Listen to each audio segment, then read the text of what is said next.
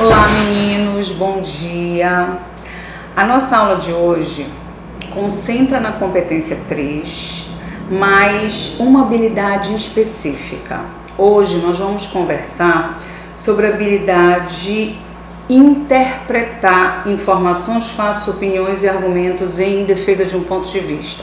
Você sabe que a competência 3, ela pede para você selecionar, ou seja, escolher os melhores argumentos, relacionar, que é saber casar primeiro e segundo argumentos, organizar, você obedecer a uma ordem hierárquica de pensamentos e interpretar.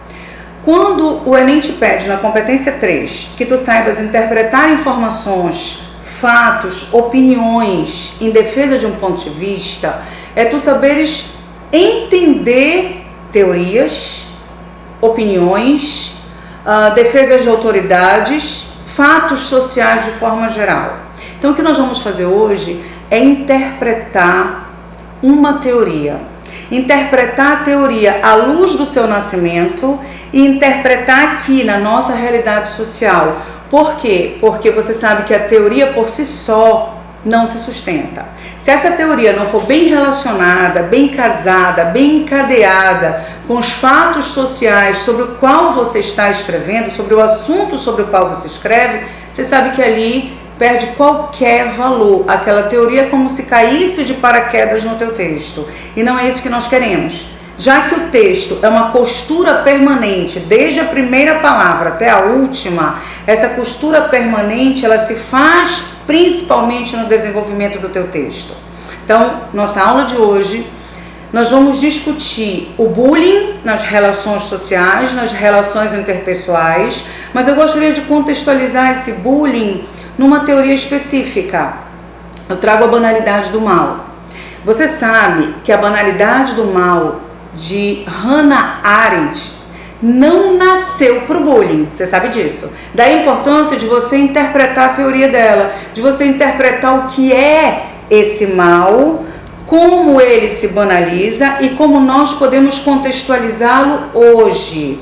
Você sabe que a banalidade aí é o que se torna tão comum, mas tão comum, que as pessoas se acostumam, normalizam, normatizam e não lutam contra, por acreditar que a gente não consegue mudar aquele quadro social. O mal aí, lá no nascimento da teoria, não foi para o bullying, mas nós vamos contextualizá-lo hoje no bullying, como a gente pode contextualizar para qualquer mal que nós tenhamos hoje na sociedade.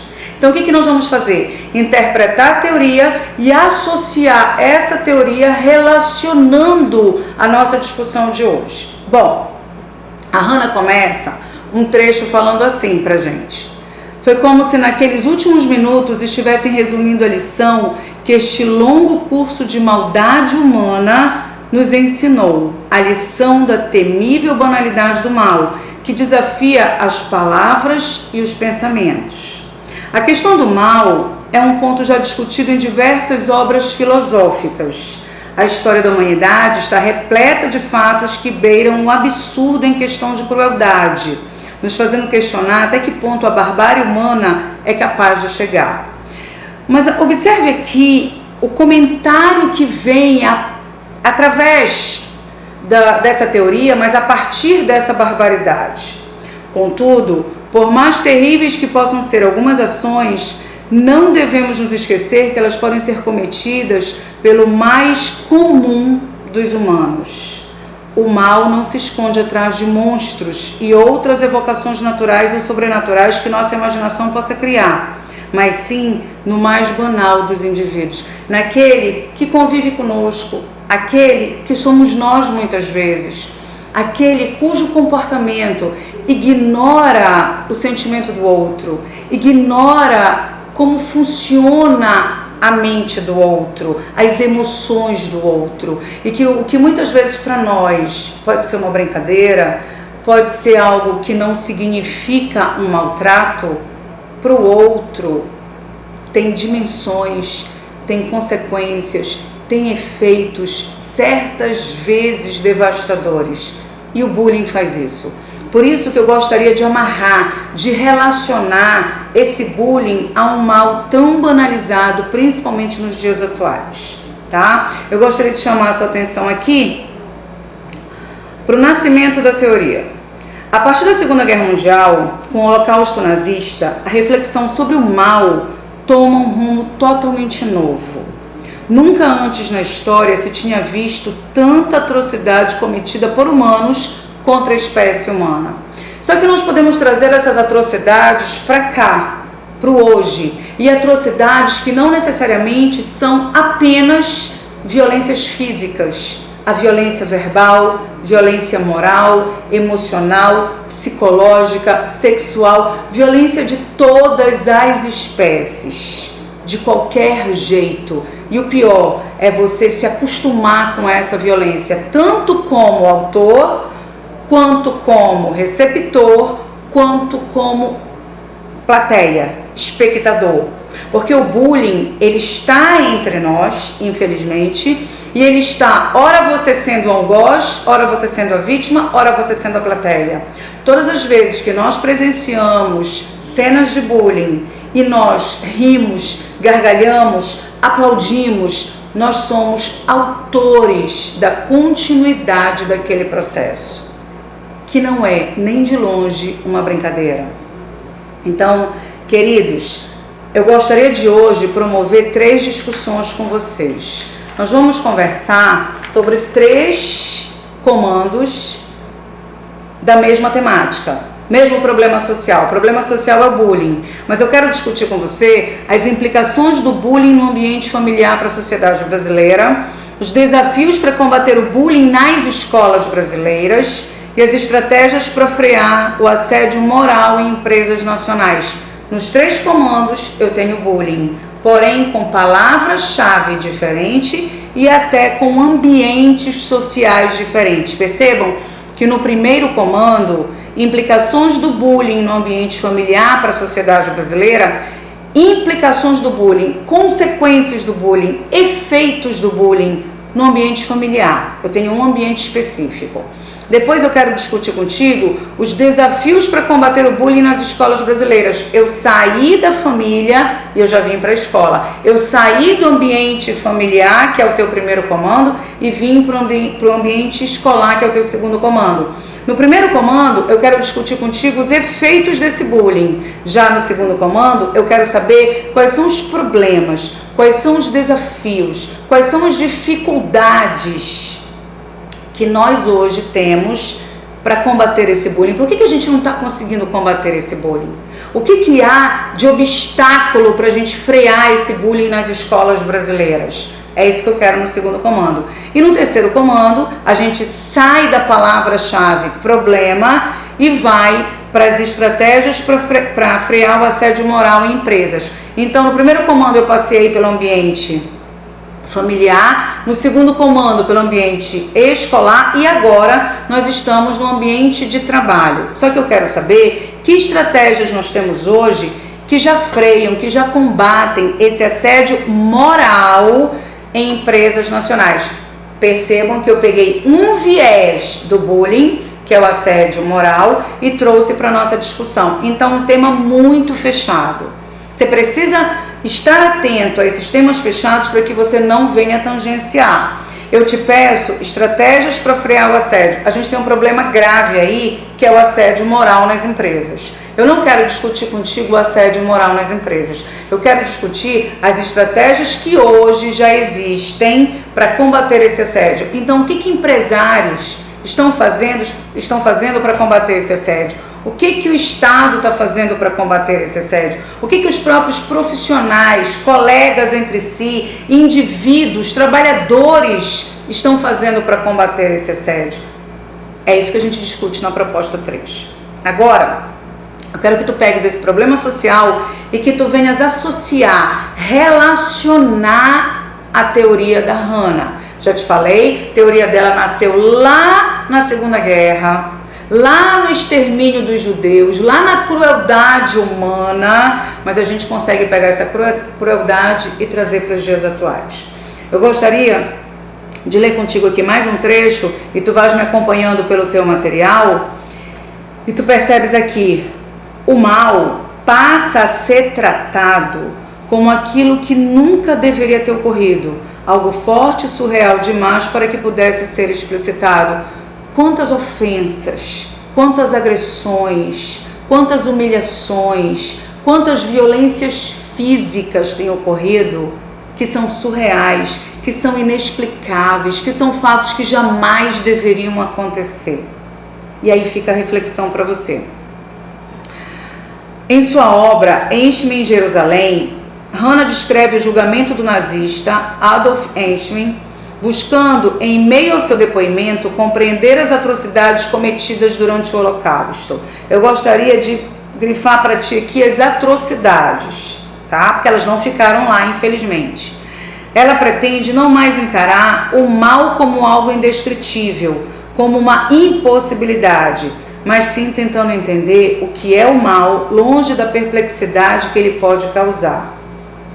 Ela percebe que o mal pode ser algo comum, pode estar na mais medíocre criatura, e é isso que eu quero trazer para cá. Algo comum, nós normalizamos o bullying, infelizmente. Na mais medíocre criatura, qualquer indivíduo entre nós, qualquer um de nós. Ele era o mais comum dos homens, educado, inteligente, era apenas um cidadão cumpridor das leis. Lá atrás, ele era um cumpridor das leis. E aqui, o que é a continuidade desse bullying? Algo que começa, na maioria das vezes, dentro de casa. Em que nós temos crianças comuns, crianças saudáveis aparentemente, crianças inteligentes, que trazem de casa, muitas vezes, o mau exemplo. Nós vamos falar desse bullying no ambiente familiar. Como é que ele acontece? Infelizmente, nós estamos tão acostumados com a violência que entre irmãos o xingamento, os maus tratos, os apelidos, as ofensas, as humilhações se tornaram tão comuns, mas tão comuns, que as crianças, os adolescentes, os jovens sentem prazer em encarnar no irmão, sentem prazer em apelidar o outro e acham que está tudo bem.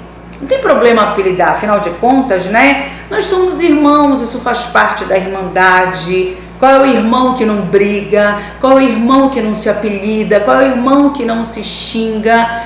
E vários argumentos nós escutamos em relação a isso. Acontece que inverteram tanto os papéis, inverteram tanto os valores, que o prazer passou a estar no xingar, no humilhar, no apelidar. Brincadeira de criança, brincadeira de adolescente passou a ser maltratar o outro. E a gente percebe uma dificuldade cada vez maior de elogiar, de parabenizar, de exaltar, de aplaudir, de amar. A gente percebe que os adolescentes têm vergonha de abraçar, têm vergonha de elogiar, têm vergonha de aplaudir, tem vergonha de dizer o quanto o outro é belo, inteligente, audaz, corajoso, o quanto ele é esperto, o quanto ele é comunicativo. Se é para elogiar, essa criança trava. Se é para elogiar, esse adolescente trava. E trava tanto que muitas vezes quando ele é elogiado, ele fica tão sem graça, mas tão sem graça, que ele não sabe corresponder e nem agradecer. E muitas vezes nem ele acredita naquilo que está sendo dito a ele. Porque ele já foi tão violentado, tão humilhado, que quando ele é elogiado, ele não se sente competente ou capaz de ser aquilo que estão dizendo. Então para e analisa comigo. Na maioria das vezes isso começa nos lares, começa dentro de casa. Quantos pais, quantas mães têm dificuldades de abraçar seu filho? Quantos pais têm dificuldades de mostrar um amor? Quantos pais não conseguem sorrir com os seus filhos? Não conseguem elogiar seus filhos? As comparações que muitas vezes nós fazemos, elas são para ridicularizar. Quando a gente vai comparar um filho ao outro, é o guarda-roupa desarrumado, é o aluno que não estuda, porque o teu primo estuda e tu não estudas, porque tu só queres saber de dormir, porque tu só queres saber de videogame, tu só queres saber de celular, porque tu és um inútil. E olha, quantas e quantas palavras malditas, quantas e quantas palavras de maldição começam dentro de casa contra os nossos filhos e eles se acostumam com isso como se isso fosse o correto. As dificuldades começam nos adultos, porque nós adultos somos os espelhos, nós somos a vitrine dessa nossa juventude, a vitrine da nossa criança, do nosso adolescente. E às vezes a gente não tem essa consciência. Tanto não tem essa consciência que uma palavra de maldição fere, machuca, humilha, deprime, entristece e a gente acha que aquilo não é nada. Que nós nos acostumamos a reproduzir o que não é bom. Quantas e quantas vezes a gente chama os nossos filhos para elogiar porque eles estão estudando, elogiar porque eles estão bem, porque o guarda-roupa está bem arrumado, porque o quarto está bem arrumado. Quantas vezes nós abraçamos os nossos filhos e beijamos, elogiamos, amamos, que aquilo que a gente recebe dentro de casa, a gente leva para fora de casa. Segundo a psicologia, um bulinador, antes de ser um agressor, é uma vítima. Mas é uma vítima de quem? Na maioria das vezes essa vítima começa dentro de casa.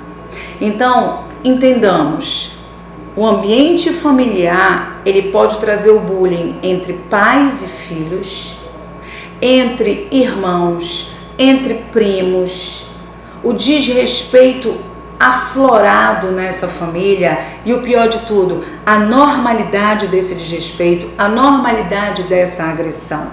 E o problema reside exatamente aí. E mais uma vez eu gostaria de trazer para cá para fazer essa associação. O problema é que muitos agressores não são pervertidos nem sádicos, mas sim terrível e assustadoramente normais. Do ponto de vista de nossas instituições e de nossos padrões morais de julgamento, essa normalidade era muito mais apavorante do que todas as atrocidades juntas, pois implicava que era um novo tipo de criminoso, efetivamente hostil, que comete seus crimes em circunstâncias que tornam praticamente impossível para ele saber ou sentir que está agindo de forma errada. É aquilo que eu estou falando para você.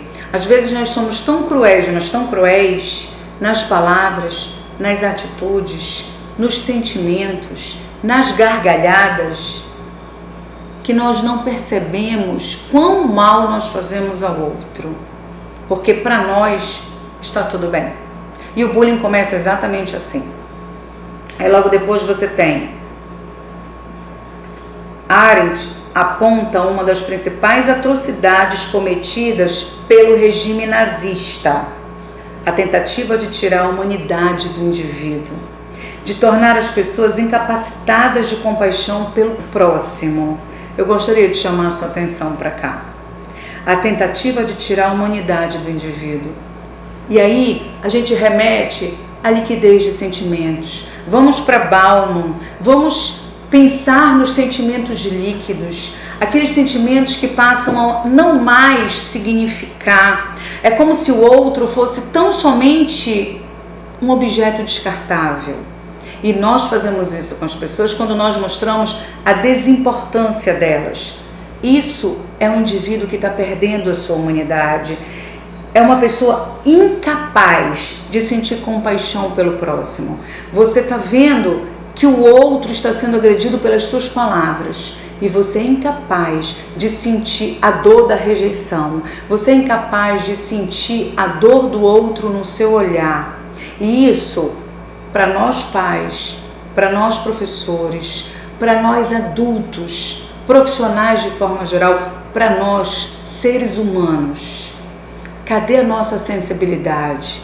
Cadê a nossa empatia, o nosso olhar pela dor do outro, a troca de lugar? Quando eu apelido alguém, quando eu xingo alguém, quando eu humilho alguém, eu sou incapaz de trocar de lugar e perceber o que aquela pessoa está sentindo, o que aquela pessoa está vivendo, o que ela está passando. E as imposições sociais, as imposições normativas, as imposições midiáticas muito mudam os nossos comportamentos e o nosso olhar em relação ao outro. Um outro trecho aqui que chama a minha atenção: o sofrimento infligido era tanto, a morte e a tortura era algo tão comum que as vítimas se acostumavam até o ponto em que isso é possível a desgraça. Meninos, o sofrimento, a tortura, a morte tão comuns que as vítimas se acostumavam. Essa morte muitas vezes não é física. Essa morte pode ser emocional, pode ser uma morte psicológica, pode ser uma morte de sonhos, pode ser aquele sentimento de incapacidade mesmo, aquela insegurança que toma conta do indivíduo a ponto de ele não se enxergar bonito, não se enxergar inteligente, capaz, competente, habilidoso, a ponto dele não se enxergar simpático, agradável.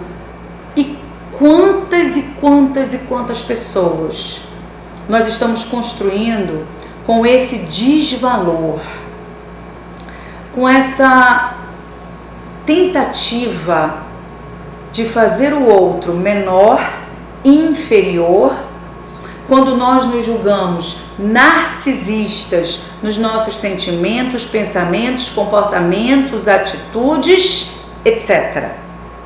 E em função desse narcisismo, nós estamos causando mortes emocionais, psicológicas, morais e às vezes mortes físicas. Porque quantas crianças, quantos adolescentes, quantos jovens nós temos perdido para o suicídio? Quantas crianças, quantos adolescentes, quantos jovens têm tirado sua própria vida porque eles não querem mais viver, perderam o prazer de viver, sentem-se rejeitados, à margem de uma sociedade, sentem-se diminuídos, sentem-se mal por serem quem são. Exatamente por isso aqui, porque eles se acostumaram com essa tortura psicológica, física. Então, muitas vezes, nós matamos o outro emocionalmente para que ele se mate fisicamente. Infelizmente, isso está sendo muito comum nos dias atuais. E nós não estamos atentando para a gravidade das nossas atitudes. É o que ela chama aqui, o que Hannah chama aqui de barbaridade e de discurso do ódio. Nós proliferamos o discurso do ódio. E nesse discurso do ódio existe a intolerância às diferenças, o desrespeito às diferenças. Eu não consigo aceitar o outro como ele é, nas suas limitações, nas suas qualidades e nos seus defeitos. Os defeitos aparecem para nós como algo inconvivível e por isso nós jogamos na cara, nós xingamos, nós maltratamos e nós diminuímos o outro. Eu quero chamar a sua atenção aí, porque é um comportamento que começa em casa, continua na escola, continua na igreja, continua no ambiente de trabalho, nas universidades, na internet. As nossas redes sociais, as mídias sociais estão deflagradas de bullying, estão deflagradas de violências. E nós precisamos parar, rever, repensar e entender a nossa responsabilidade em toda essa problemática social. Aqui eu gostaria de chamar ainda a sua atenção para alguns trechos que são bem significativos. Olha aqui, o que o discurso nazista gerou foi não apenas uma despreocupação com a vida do outro, mas uma inversão sobre o bem e o mal. Foi aquilo que eu falei há pouco para você. Essa inversão sobre bem e mal é a incapacidade nossa de elogiar, de apaixonar, de amar, de abraçar, de fazer o bem, de querer a felicidade do outro. É aquela incapacidade de você ver o outro feliz. E você passou a ser muito mais capaz de violentar, maltratar, machucar, ferir, matar. Matar sonhos, matar fisicamente também. Aqui, gente, isso tudo tem no material de vocês e eu estou grifando e chamando a atenção porque são trechos que você pode trazer para o seu texto para fazer a relação com esse mal banalizado. Então, o que é essa banalização? É essa despreocupação com a vida do outro, é essa inversão dos valores, a inversão sobre o bem e o mal. E mais adiante, quando aponta o mal como uma banalidade, a Hannah não quer apenas desmitificar a visão que temos e demonstrar como as mais terríveis atrocidades podem ser cometidas por pessoas comuns, mas sim tirar o mal do patamar de algo que não pode ser mudado. Banalizou tanto, aqui se tornou tão comum, as pessoas se acostumaram tanto que elas não acreditam na possibilidade de reverter. Ou seja, quem vai mudar a realidade do bullying na sociedade brasileira? Como é que a gente tira o bullying do ambiente escolar? Como é que a gente tira o bullying do ambiente familiar? Como é que a gente faz os pais perceberem a responsabilidade que eles têm sobre os filhos? Como é que a gente conscientiza o adulto da responsabilidade que ele tem sobre uma criança? Como é que a gente muda a cultura do ódio? Como é que a gente muda a cultura do desamor? Como é que a gente muda a cultura da ofensa? Já que não há mudança de sociedade se eu não mudar a cultura dela. A raiz da violência está presente em todas as relações interpessoais. E você sai da vida real, você vai para a ficção. Vamos lá para Maurício de Souza. Vamos para revista em quadrinho. Bora pra Mônica. Olha só, desde criancinha, essa criança infelizmente já vem fruto de xingamentos dentro de casa. Aí ela vai pro gibi e lá nós temos a Mônica sendo violentada verbalmente. Quem é a Mônica? Gorducha, dentuça. Aí nós vamos para a reação da Mônica. Ela recebe a violência verbal e ela reage com a violência física, quando ela pega o seu coelho e corre atrás para surrar, para bater.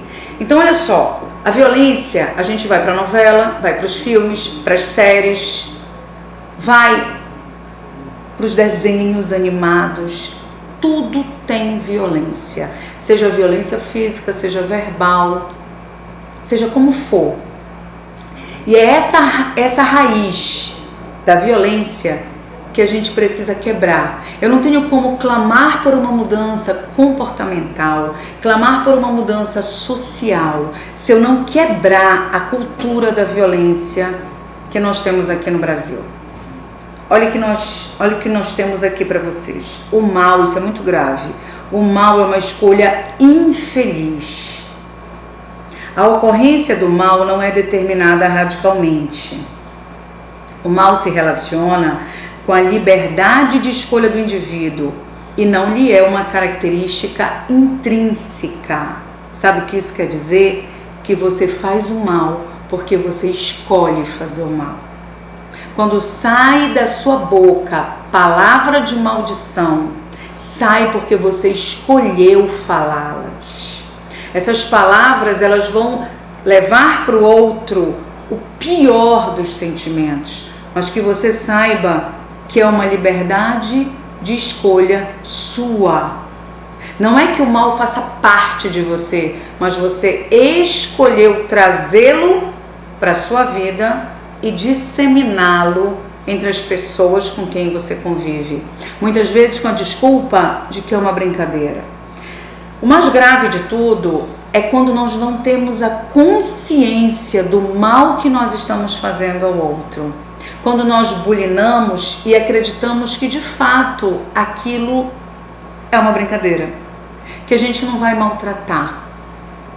Quantos pais dentro de casa não têm noção do mal que as suas palavras levam para os seus filhos?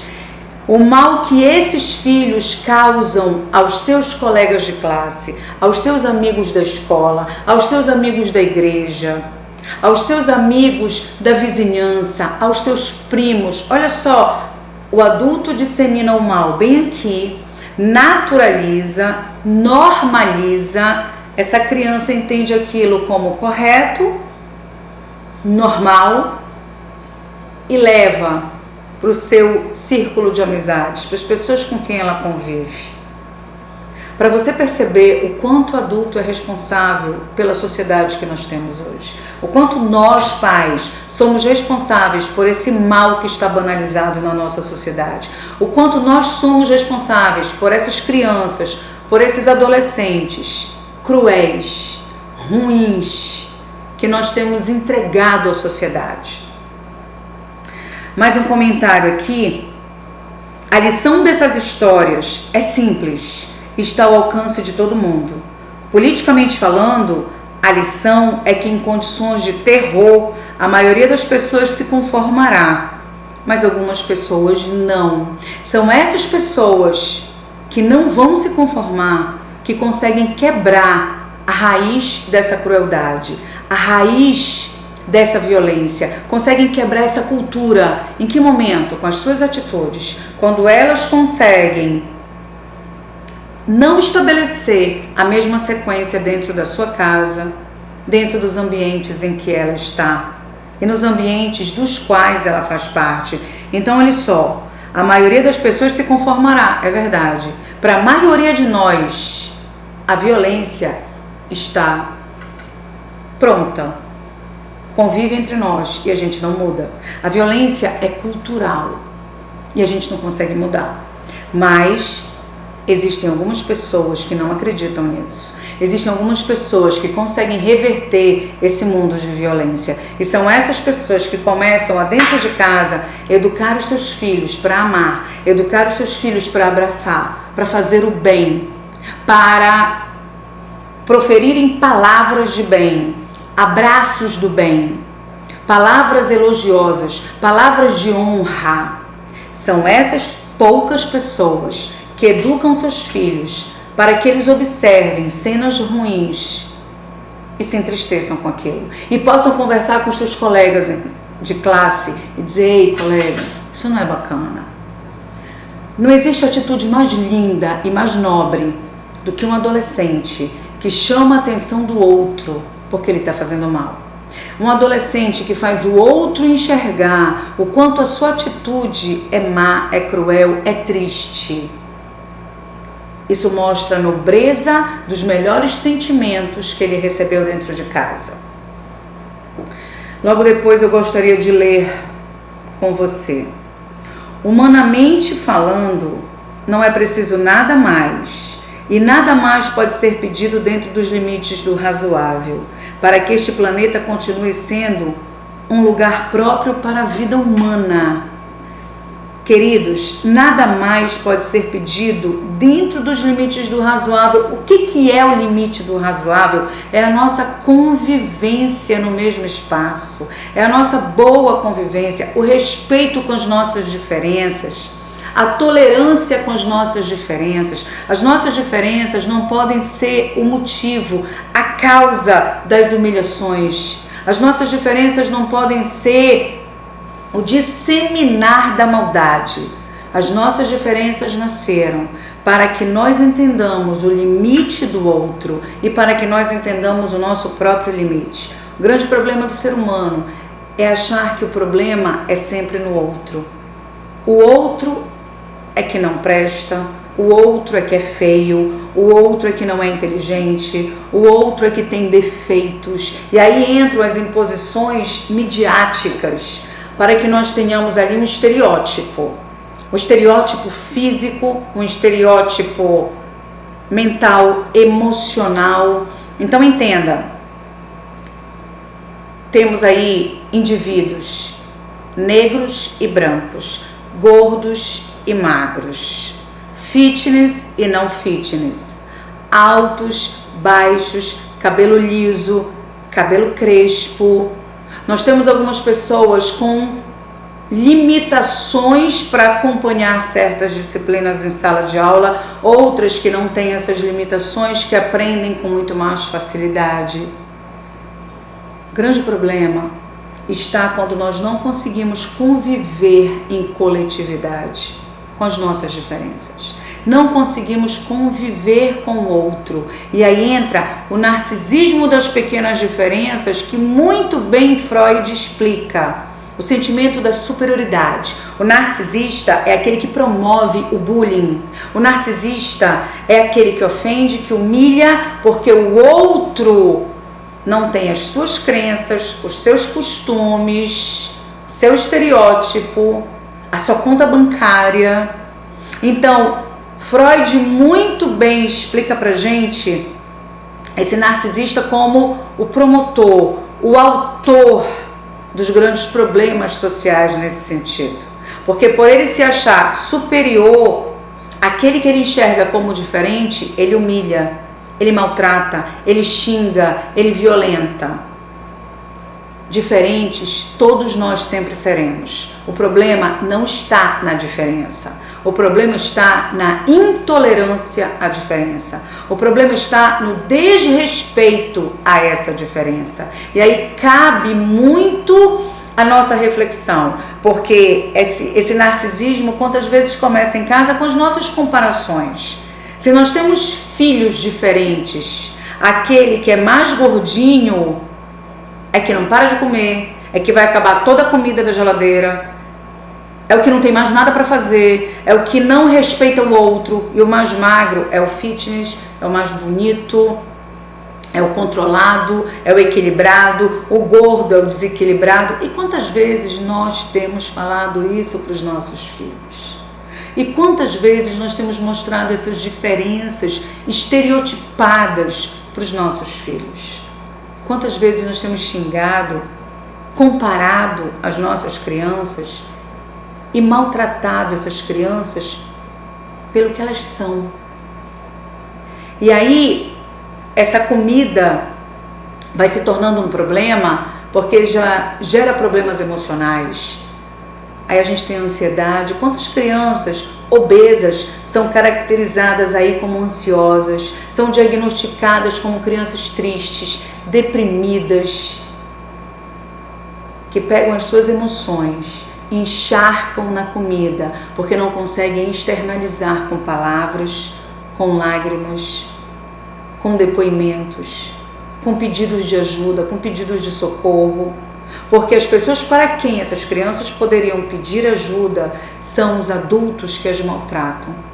Isso pode ser dentro de casa, isso pode ser na escola, isso pode ser em qualquer ambiente social, em qualquer relação interpessoal.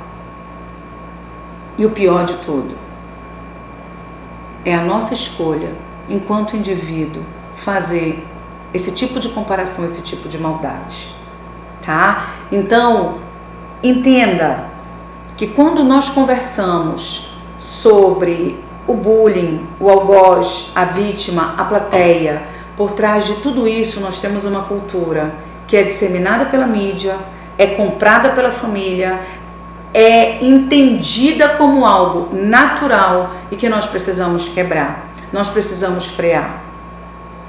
Gostaria de ler mais um trecho aqui com você, politicamente falando. A lição é que em condições de terror, a maioria das pessoas se conformará. Humanamente falando, não é preciso mais nada. Só se quer o limite do razoável. que é o fato da gente poder conviver aqui, ó, nas nossas relações interpessoais, sendo respeitados pelo que nós somos, independentemente de raça, de orientação sexual, independentemente de cor da pele, de orientação religiosa, de cabelo, de corpo, independente das nossas escolhas, sejam elas quais forem, independente da conta bancária, dos cursos acadêmicos que fazemos, que nós possamos nos aceitar como nós somos e não como nós estamos projetando que o outro seja. A tolerância é o limite do respeito. A tolerância é o limite da boa convivência em sociedade. Nós somos seres individuais, mas também somos seres coletivos. E antes de sermos coletivos, nós somos indivíduos. Indivíduos que pensam, indivíduos que sentem, indivíduos que agem, indivíduos que saem da sua individualidade para levar para uma coletividade. E quando eles se levam para uma coletividade e não são aceitos como são, começa-se o grande problema.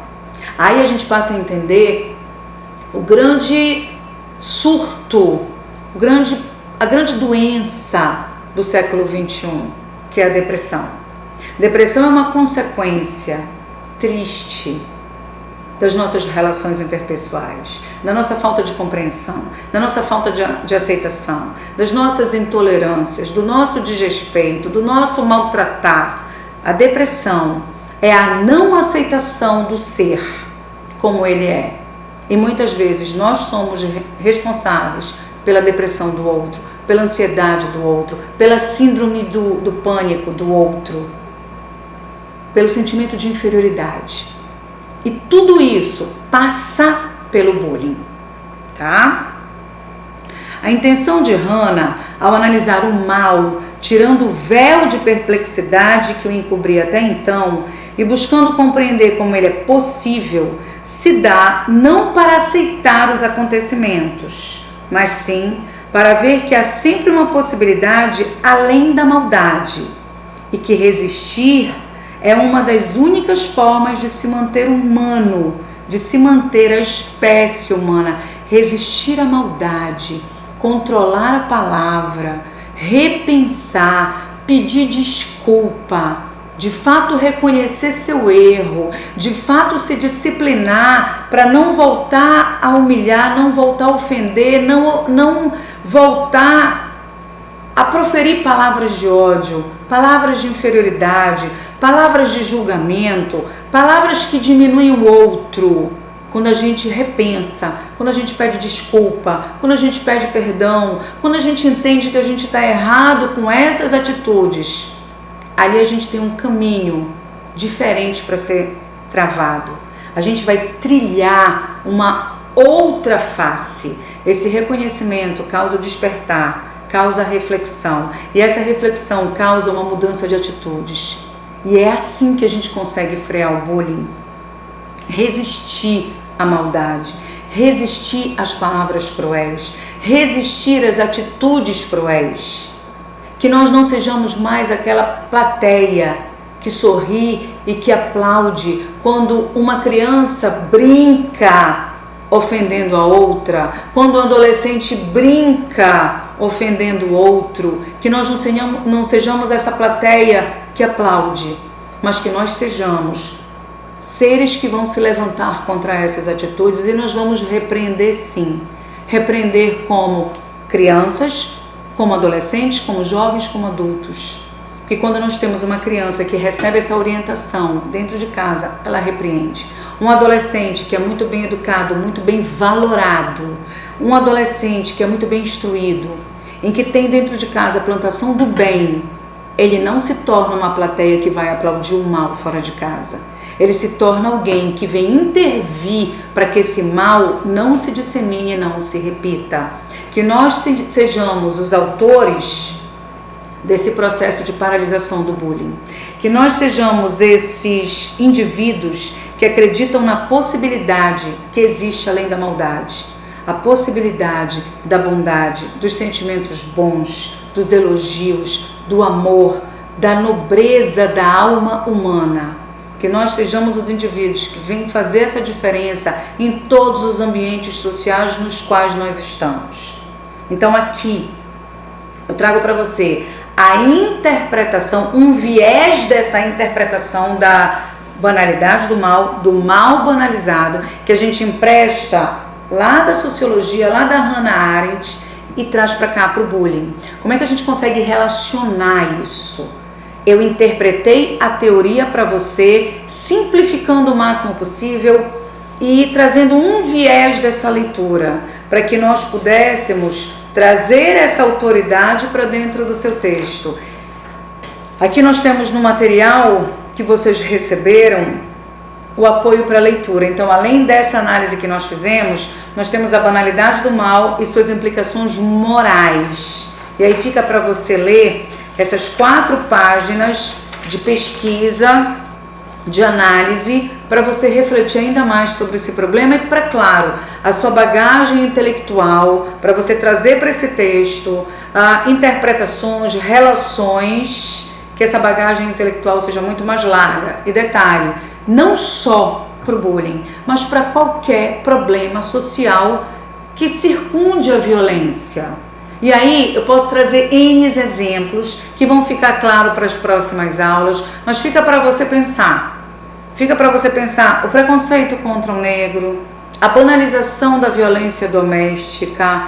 2 exemplos rapidinho. A discriminação em relação aos deficientes físicos, mentais. Pensa, a gente consegue entender esse mal também banalizado. Então tu podes pegar a teoria da Hannah e emprestar para vários assuntos sociais, cujo mal, seja ele qual for, está banalizado nas nossas atitudes, nos nossos pensamentos e nos nossos sentimentos. Tá bom?